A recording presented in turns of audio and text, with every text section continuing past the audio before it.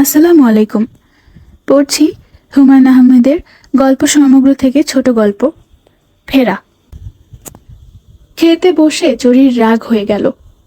ভাতের থালা সরিয়ে তেজি গলায় বলল, মা, আমি ভাত খাবো না। দীপু বসেছিল জরির পাশে। বড় আপা যা করে তারও তাই করা চাই। সেও হাত গুটিয়ে গম্ভীর গলায় বলল, মা, আমিও ভাত খাবো না। হাসিনা কিছু বলল না। জরির দিকে তাকিয়ে রইল কিছুক্ষণ। জরি মায়ের তীক্ষ্ণ দৃষ্টি সম্পূর্ণ উপেক্ষা করে আগের মতো তেজি গলায় বলল, রোজ রোজ এক জিনিস, ঘেন্না লাগে মা। বড় আপার দেখা দেখি দীপু বলল, আমারও ঘেন্না লাগে, রোজ রোজ এক জিনিস। হাসিনার ভীষণ খিদে পেয়েছিল। দীপুর আব্বা কত রাতে ফিরে তার ঠিক নেই। হাসিনা খানিক ইতস্তত করে নিজের জন্য ভাত বাড়ল। দীপুর মাথায় হাত রেখে কোমল স্বরে বলল, ভাত খেয়ে ফেলো লক্ষ্মী সোনা। বড় আপা খাবে না? না, সে রাজকন্যা কিনা পোলাও কোরমা ছাড়া খেতে পারে না। আমিও পোলাও কোরমা খাবো মা। আচ্ছা, খেও। দীপু আর চোখে বোনের দিকে তাকিয়ে ভাত মাখতে শুরু করলো। জরি বলল, ডিম ভেজে দিলে খাবো। ডিম নেই। তাহলে কিন্তু আমি খাবো না। হাসিনা কিছু বলল না। জরি কিছুক্ষণ অপেক্ষা করে ফের বলল, আমি কিন্তু মা কাল সকালেও কিছু খাবো না। আচ্ছা, না খেলে কি করব আমি? আমি তাহলে ঘুমোতে যাচ্ছি। জরি প্রায় ছুটে বেরিয়ে গেল। হাসিনা ছোট্ট একটা নিঃশ্বাস ফেলল। তার এই মেয়েটি বড্ড অভিমানী হয়েছে। খাওয়া নিয়ে কেউ এরকম করে? অন্য ছেলে মেয়েগুলি খুব লক্ষ্মী, কোনো কিছু নিয়েই কোনো আবদার নেই। গত ঈদে দীপুকে কোনো কাপড় দিতে পারেনি। দীপুর আব্বার শুধু একজোড়া লাল মোজা দিয়েছিল ছেলেকে। তাই নিয়ে কি খুশি ছেলের। আর জরি গাল ফুলিয়ে বলেছে, বাবা, তোমাকে সিল্কের কাপড় আনতে বলেছি, তুমি এটা কি এনেছ? না, এ জামা আমি পরবো না। সে কি কান্না মেয়ের! দীপুর আব্বা ভীষণ মন খারাপ করেছিল সেবার। হাসিনাকে বলেছিল, মরে যেতে ইচ্ছে করে গো, ছেলে মেয়েগুলির সামান্য শখও মেটাতে পারি না। ছি ছি। হাসিনা ভেবে পায় না জরি এমন অবুঝ হলো কি করে। বাবার রোজগারটাও তার চোখে পড়ে না। বছর না ঘুরতে মেট্রিক দিবে যে মেয়ে। সে একটু অন্যমনস্ক হয়ে পড়ল। দীপু বলল, আজ তুমি আমাদের সঙ্গে ভাত খেয়েছো মা? হ্যাঁ। কি জন্যে খেয়েছো? তোমরা যে লক্ষ্মী সোনা, এজন্যে। ও, বুঝেছি। দীপুটা এমন করে কথা বলে বড় মায়া লাগে হাসিনার।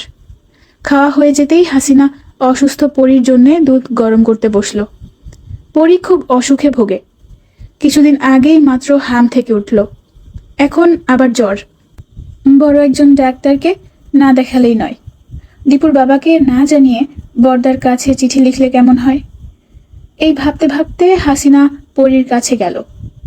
পরী মাকে দেখেই বলল, একটু ভাত খাবো মা, কাঁচামরিচ দিয়ে ঝাল করে। কাল খেও মানিক। না মা, আজ খাবো, অল্প, মাত্র 3 লোকমা। দীপু বলল, মা, পরী আপার জন্যে আমি ভাত বেড়ে আনবো? না, তুমি ঘুমাও। পরীকে অনেক সাধ্য সাধনা করে দুধ খাওয়াতে হলো। হাসিনার ঘুম পাচ্ছিল। ছেলেমেয়েরা সবাই ঘুমিয়ে পড়েছে। এই অঞ্চলটায় খুব সকাল সকাল রাত বাড়ে। 9টাও বাজেনি। এর মধ্যে কেমন নীরব হয়ে গেছে চারদিক। কুলিপট্টির দিকে মাঝে মাঝে হল্লার শব্দ উঠছে। এছাড়া চারদিক ভীষণ নীরব। রাত আরো বাড়তেই গুড়গুড় শব্দে মেঘ ডাকতে লাগলো। বিজলি চমকাতে লাগলো ঘন ঘন। আজ সারাদিন খুব গুমোট গিয়েছে। ঝড়টার হবে কিনা কে জানে। ঝিঝি ডাকছে। মেঘের ডাক আর ঝিঝির শব্দ, এই দুই মিলিয়ে কেমন অদ্ভুত লাগছে। হাসিনা জেগে জেগে ঝিঝির ডাক শুনতে লাগলো। দীপুর বাবা এলো ঠিক ঝড় আসার আগে আগে। আর একটু দেরি হলে ভিজে চুপসে যেত। সে এসে ঘরে ঢুকছে, অমনি ঝরঝরিয়ে বৃষ্টি, দমকা বাতাস। হাসিনা বলল, আর কিছুক্ষণ পরে এলেই গোসল সেরে আসতে পারতে। গোসল এখন সারবো, তুমিই ভাত চড়াও দেখি। হাসিনা অবাক হয়ে বলল, ভাত চড়াবো কি? ভাত তো রাধাই আছে। সে তো শুধু আমার জন্যে, সবাই মিলে আজ খাবার খাবো, দেখো কি এনেছি। হাসিনা দেখল বড় সড়ো একটি রুই মাছ দড়ি দিয়ে কানকোর সঙ্গে বাঁধা। হাসিনা বলল, ও মা, হঠাৎ এত বড় মাছ, কি ব্যাপার? আছে একটা ব্যাপার। দীপুর বাবা রহস্যময় হাসি হাসতে লাগলো। আজ থেকে আমার 40 টাকা বেতন বেড়েছে। তোলো তোলো, সবাইকে ঘুম থেকে ডেকে তোলো। ওরে ও জরি, ওঠ তো মা। কিছুক্ষণ পর দেখা গেল সব কটি ছেলে মেয়ে উঠোনের চারপাশে গোল হয়ে বসে আছে। অসুস্থ শরীরে পরিও উঠে এসে তার বাবার গায়ে হেলান দিয়ে বসেছে। দীপু বসেছে তার বাবার কোলে। পরি বলল, আমি কিন্তু তোমাদের সঙ্গে ভাত খাবো বাবা। আচ্ছা, খাবি। দীপু বলল, আমরা আজ 2বার করে খাবো, তাই না বাবা? হ্যাঁ। 2বার করে কেন খাবো বাবা? বড় মাছ এনেছি তো, সেই জন্যে। ও, বুঝেছি। জরি মাছ ভেজে ভেজে থালায় রাখছিল। আনন্দে তার চোখ ঝলমল করছে। সে বলল, রোজ এরকম বড় মাছ হলে বেশ হয়, তাই না বাবা? হুম, আমার জরিমা তাহলে খুব খুশি হয়। পরি বলল, রঞ্জু মামা গত বছর এর চেয়ে বড় একটা মাছ এনেছিল না মা? সেটা আরো কত বড়। তোর বাবা একবার একটা চিতল মাছ এনেছিল, মাপ দিয়ে দেখেছি, আমার চেয়েও লম্বা। দীপু চোখ কপালে তুলে বলল, তুমি ভয় পেয়েছিলে, তাই না মা? হেসে উঠল সবাই। ভাত তখনও হয়নি, কাজেই অনেকক্ষণ ধরে মাছ মারার গল্প হতে থাকলো।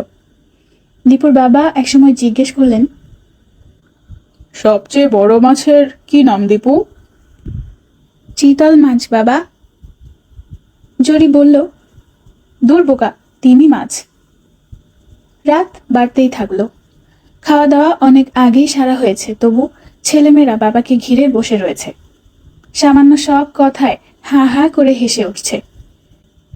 বাসন কোসন কলতলায় রাখতে গিয়ে হাসিনা অবাক হয়ে দেখে মেঘ কেটে অপরূপ জ্যোৎস্না উঠেছে। বৃষ্টি ভেজা গাছপালায় ফুটফুটে জ্যোৎস্না। সে অবাক হয়ে তাকিয়ে থাকে সেদিকে। অকারণেই তার চোখে জল এসে যায়।